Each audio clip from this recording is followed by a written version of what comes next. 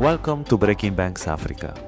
I'm Matteo Rizzi, and together with my co-host Nadine Doro, let us take you on a journey of entrepreneurship, innovation, and vibrant ecosystems Africa has to showcase. More than 1 in 4 people will be African by 2050, this continent being already the youngest of the planet. You can't miss these stories.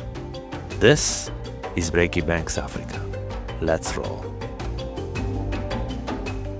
Hello, everyone. Welcome to Breaking Banks Africa, number 11. I'm Nadine Zoro, and I'm the co-host of this podcast. Today, we have joining us a very inspirational person that has been doing a great work when it comes to innovation in Africa.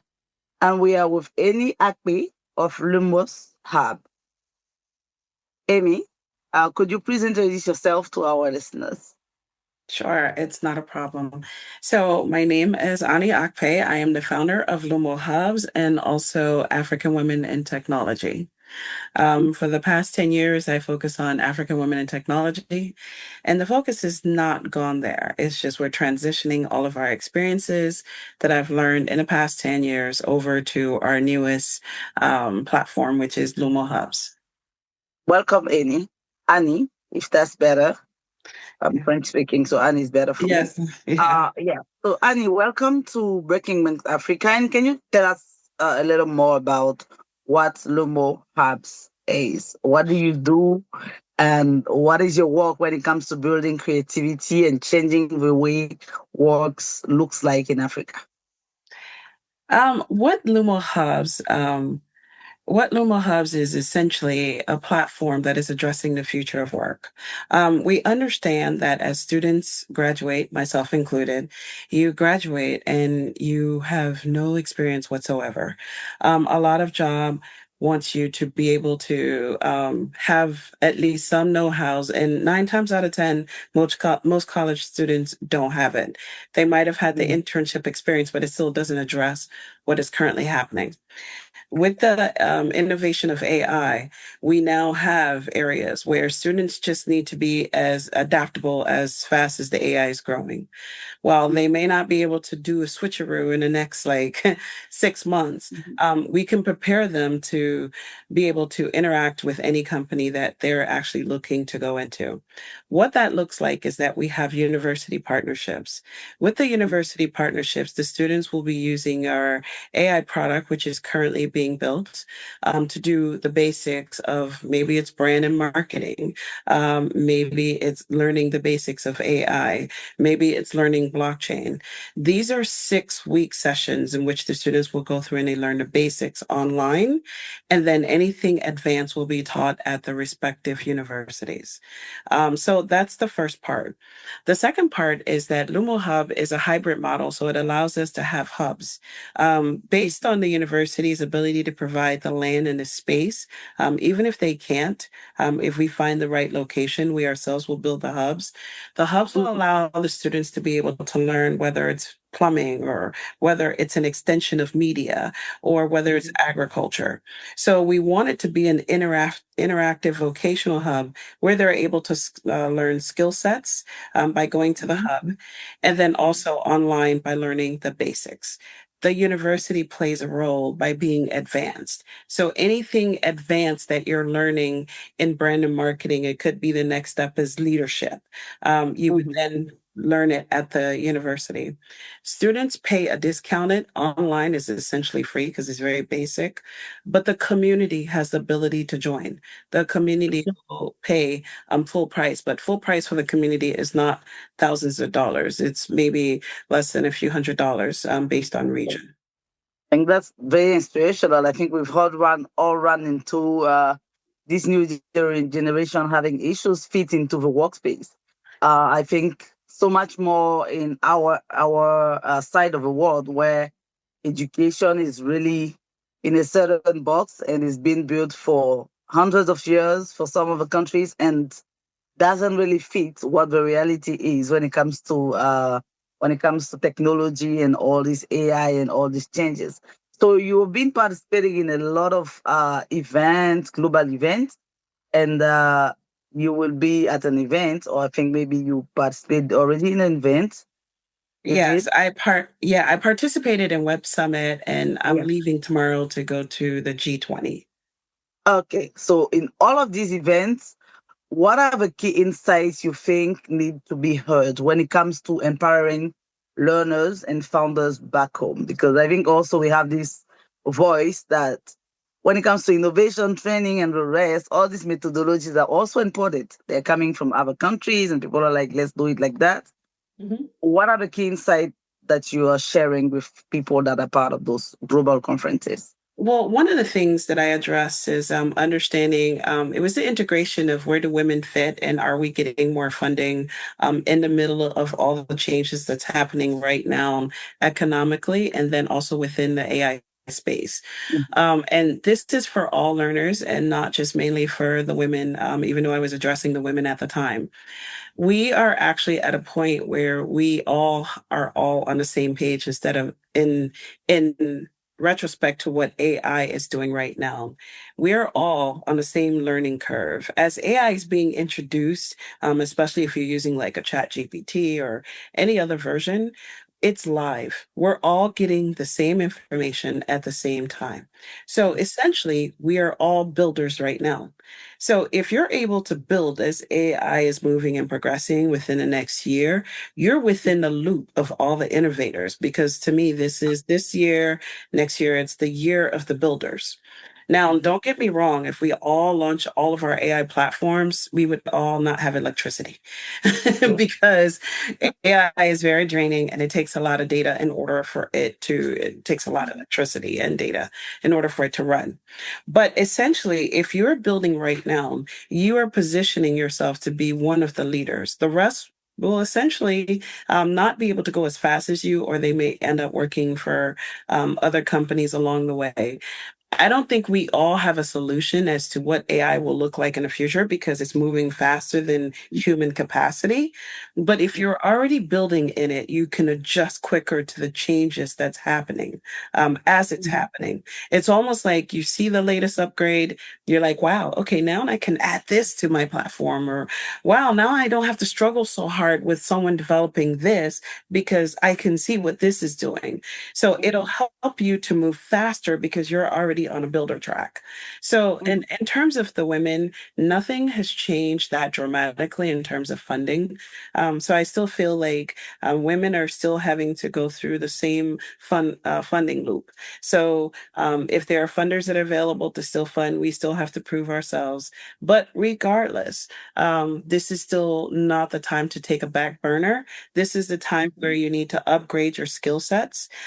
We notice as I continue on, hope I'm not running my mouth too much.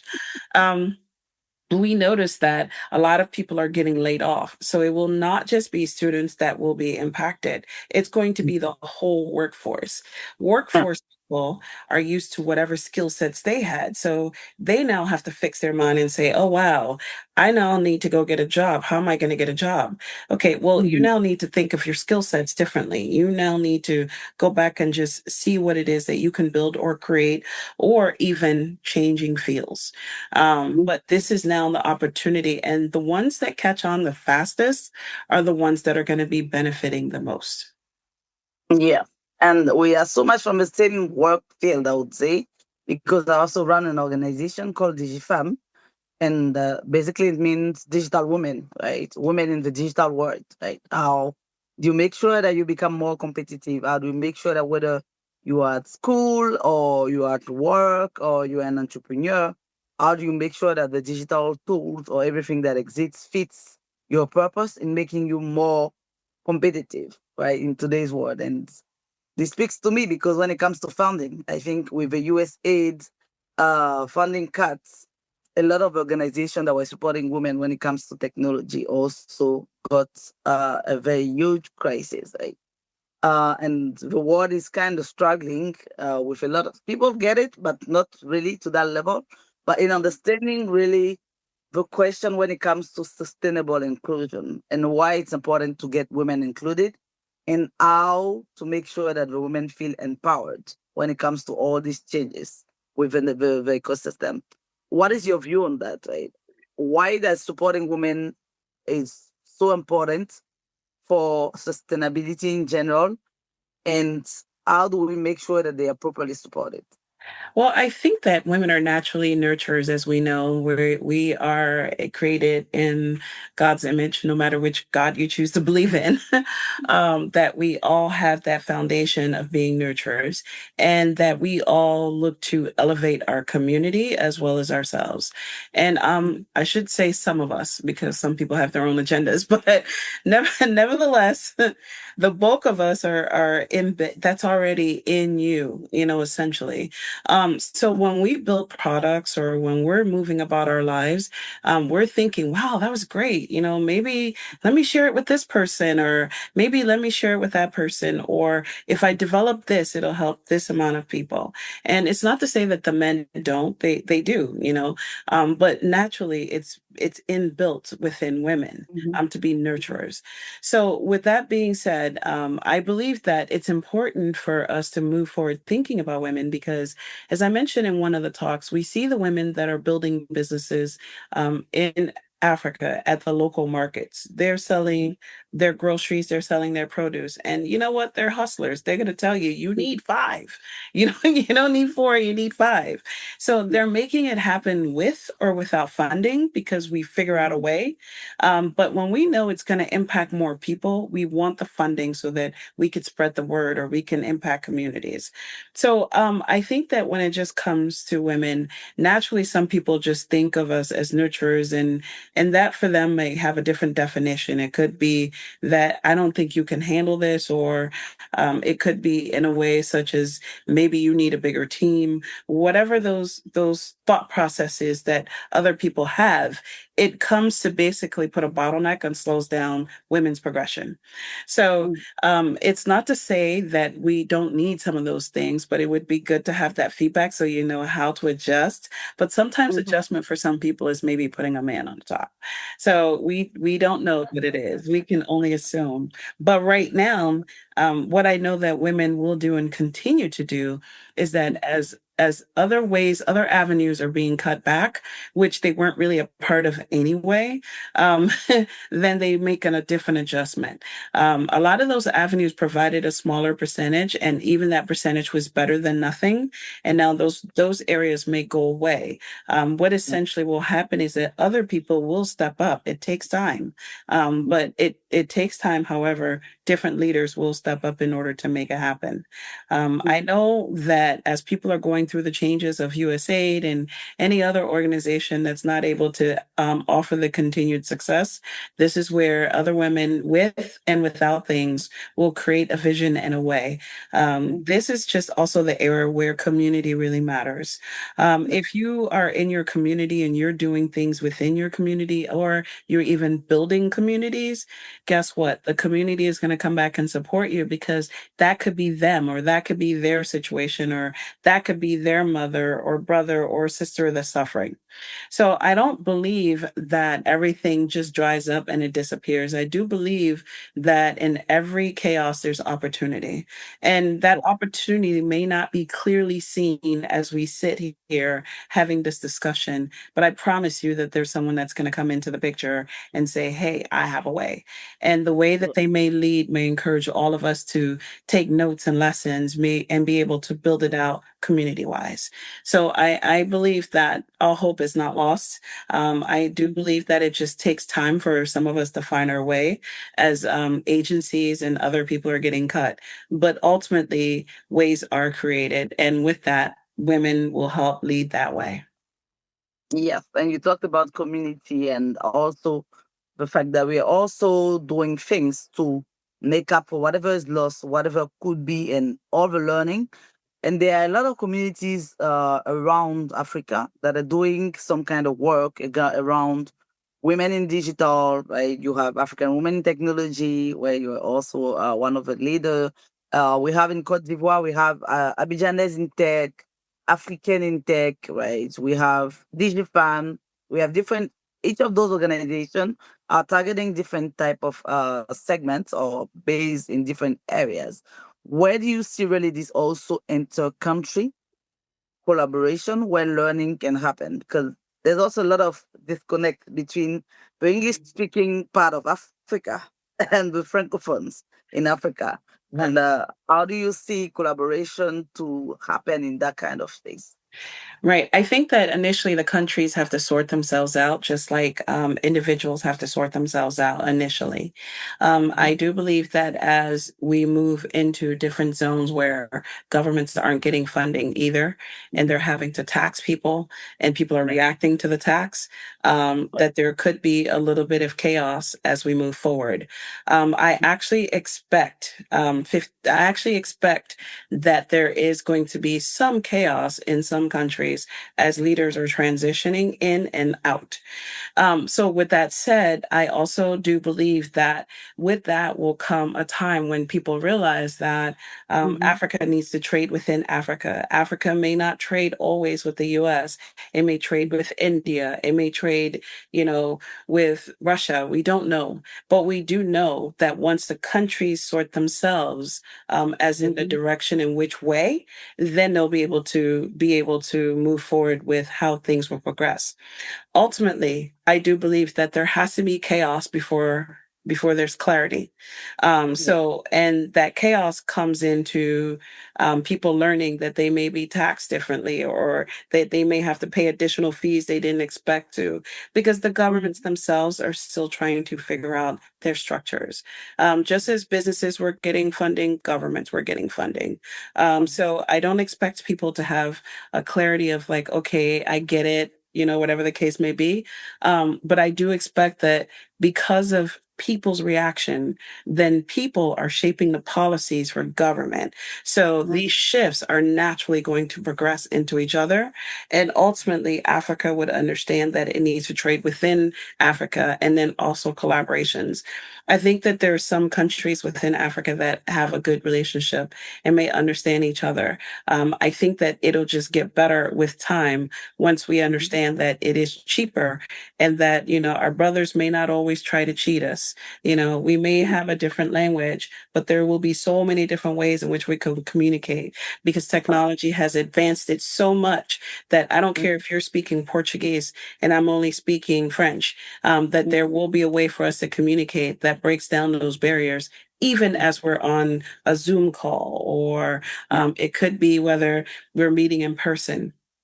The Yeah. technology is advanced so much that those real life interpretations are going to happen. So it'll break those barriers down and allow us to communicate. I don't speak as if I'm speaking into 5 years from now. I believe that technology is changing so much that a year from now, whatever we're talking about will not even be in the same image, because the technology would advance so much that we ourselves and even governments are going to have to make that adaptation. So is it going to take time? Yes. Is there going to be chaos before then? Absolutely.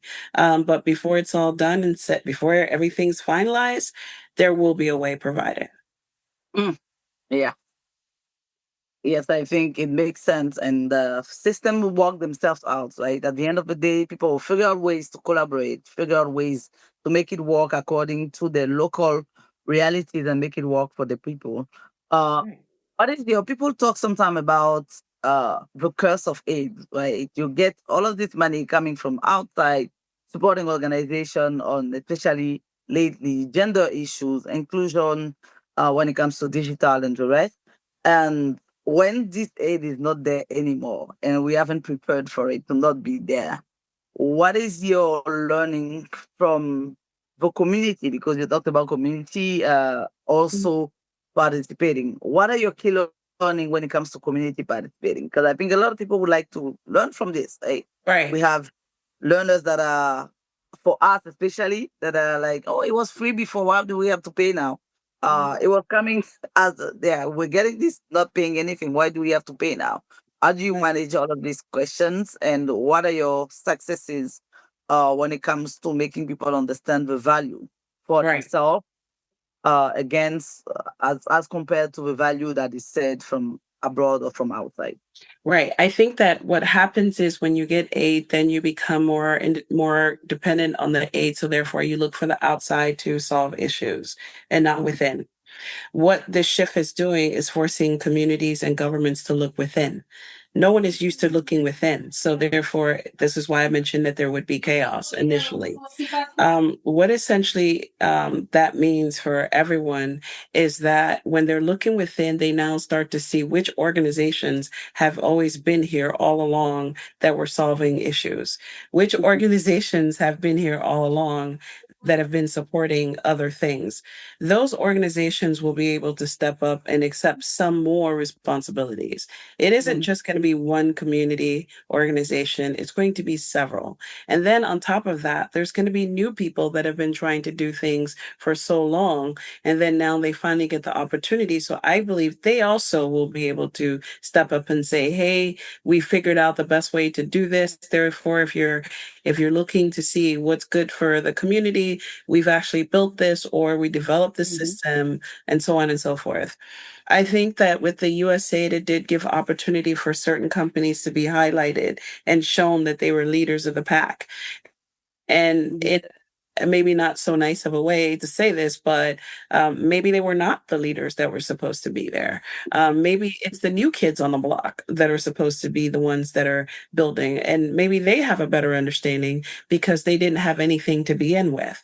So there isn't any measure for them to say, oh, I had this and I was doing this, if they have nothing. So they're building from nothing.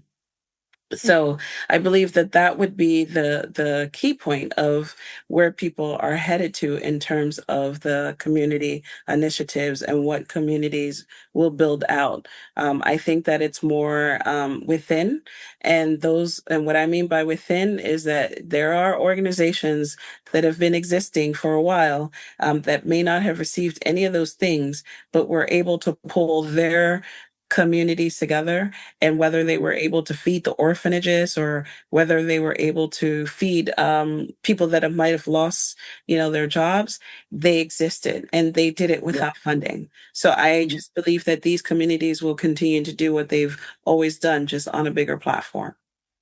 Yes. Thank you for sharing that. And we hope so. We really hope that people can figure it out and that the impact continue to grow because for my own community, we have this motto. We say we can do more. We can do more. For us is more. We've done something. A lot has been done, and let's rely on the basis that we've been able to build for tomorrow. There's something that we have. Let's build on that and make sure that tomorrow is brighter with the effort that we can put in place. So when it comes to tech, community and growth, what is for you the next step for Lumo Hubs? How do you see your growth? How do you see your expansion? Right? Do you have what do you think can be done in terms of initiative shaping the future, the digital future of Africa in general? Well, for us, the next step essentially is where we're partnering with more universities. The more students we can get on board, the more we're able to, again, that word community, tap into the students that they live in those local areas. And even if they don't live in those local areas, but they're just attending school there, it allows us to be able to say, hey, you are in this community for the next 4 years. What do you notice that's not there right now that you think that community needs? So we're asking the students that are at these universities to not just look to see where you're headed for the future, but you're there now. So what is it that's not there now that maybe you can build, or it's a business idea that maybe you might have just by being around there? So with that being said, Luma Hub is there and being positioned to make the students look within, because maybe they might see a solution for that community and then take that solution and go to their home. But regardless, the point for us is encouraging students to start to look at the problems differently, look at the solutions, and know that you can build these solutions. You don't have to wait until you graduate and have a master's degree. You could actually start to look at it now as a student, because we all know that students tend to have more viable solutions. Like, let's take a look at Facebook, which is now Meta and has gone on to be like this billion-dollar corporation. Well, guess what? He started at the college. And guess what? They had no money. So they started it without money, and look at where they are now. That could be our reality. And I believe that Lumo Hubs can help shape that by making students think of what is the local problems, what solutions can you find for these local problems, and then how will you action it out. So it isn't just to where they're sitting down listening to us and telling us everything is good and writing down everything is good and we grade papers and they're doing excellent. No, we need them to be actionable. The action teaches the experience. The experience allows you to be able to grow and shape your future Mhm. outcomes. So, Yeah. with that being said, Lumo Hub is helping to partner with more universities and be able to help students identify clearly solutions that they can resolve within the communities that they exist in. Mhm, mhm. And we're talking about students, we're talking about people that already have also or are on a path Mhm, to contribute to growth, to contribute to change. mhm. Do you have any plan in the future to address the rural world, right? When it comes to last mile inclusion, there are people that are, especially in our communities, that are they didn't go to school, they don't know how to speak the formal language of education, they are very Right. far with no access to internet and the rest. What are your thoughts about how those one can be better also included and also part of the solution for the future of Africa? Well, when we think about the rural areas that don't have access to these are our good areas. Like I come from a small town in Nigeria. I don't come from Lagos or any other big populated, but I mean our town has it has a good enough population, but it is not Lagos, right? Yeah. So, but when I think about those rural areas, that's the part of the reason why Aluma Hub comes into play because even though we wouldn't build out a full sustainable model, but we can build out a model that allows the students to still participate.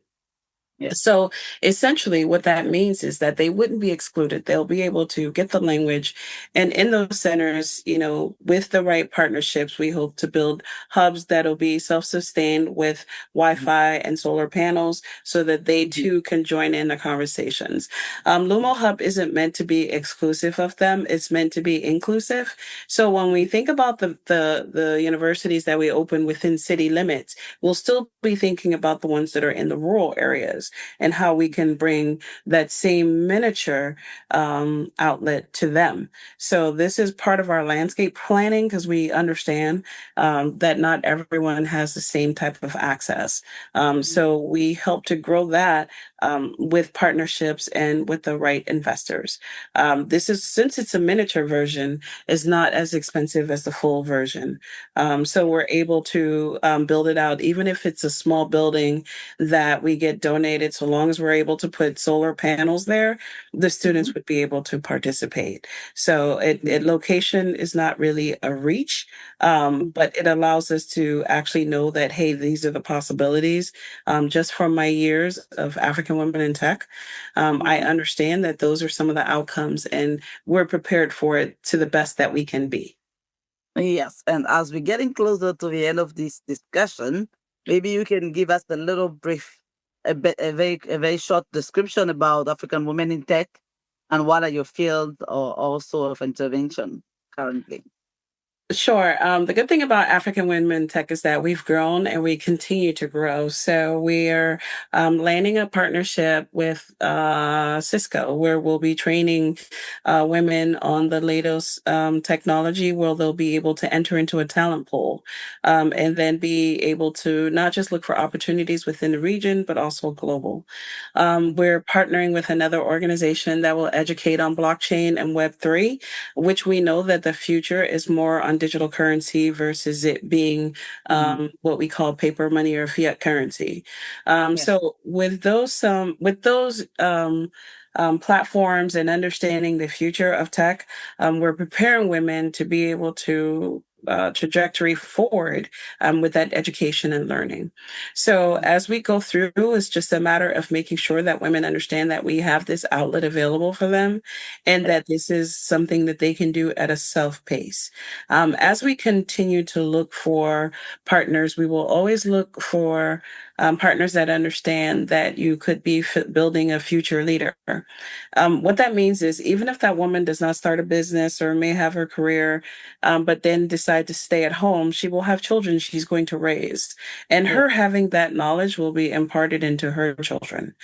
So we see it as like a long-term goal, whether you're educating someone that is looking to do a career or entrepreneurship, or you're giving knowledge to the woman that's at home that needs to understand what's around her community. It's all inclusive into one. And that's how we position African women in tech, is to understand that women are in all walks of life. And if we're able to impact them using technology, that is where we're at, because our focus is making sure that women understand how to use technology to their advantage, whether you're working at home or you're staying at home or you have a business. That is how we're positioning women. Yeah. So how long has the organization existed? Is it an association of women? Well, Yeah. African Women in Tech has been around for 10 years, and Lumo Hubs is our newest baby. That one Okay. has been only around since April. Oh. So that's why for us, all of our experience has been gained from working with women. So over Mhm. the past 10 years. And then the newbie is actually taking lessons from all the women projects. Mhm. So this way we're able to build better communities because we had to learn those lessons with African women in tech, and know that the way forward is to make sure that we can create a community that everyone could be inclusive, because we're already nurturers. So Yeah. why not be able to build something that allows everyone to Mhm. participate? Yeah. Um, I think I could continue talking to you for the whole day, Annie, because we have both this passion for inclusion Yeah. and understanding for people around us to really understand the power of technology and digital, and how it can really be a booster for their career, for their life, and increase their productivity. And thank you for the amazing work you've been doing so far with women in tech. I think some of us are following you after that. We've been doing that for a couple of years, but you've been doing that for 10 years. And congratulations and well done again for continuing. I think it also makes everybody working in that field realize that when it comes to digital inclusion, it's not a topic in fashion. It's a continuous thing. Everybody needs that. It's Right. something that is productive and useful. So it was a great pleasure talking to you and really discussing about these issues. And at Breaking Banks Africa, we like this conversation because we're talking about reality. We're talking about day to day when it comes to innovation in Africa. And having CEOs and founders that are as active and also impactful as you is always a pleasure to have. So thank you so much, Annie, for joining us. And to our listener, we are with Annie Akbe. She's the CEO of Lumo Africa, and she's also one of the founder of African Women in Technology. And she's been talking to us about inclusion, about creativity, and the future of work. Um, thank you, Annie. Do you have Thank any you. last closing sentence you would like to give us? Well, no, just, everyone continue to build and learn. And thank you for having me. And definitely turn into lumahubs.com, or for African Women Tech, it's awithhub.com. Definitely log into any of our pages and come check out what we're doing. But otherwise, keep learning, keep building, and keep growing. Thank you so much, Annie. And to our listeners, thank you for joining us again. It was a new episode of Breaking Bank Africa. And that's a wrap. Thanks for listening to Breaking Banks Africa, a Provoke Media podcast in cooperation with timepledge.org. Don't forget to share us out or shout out across social media.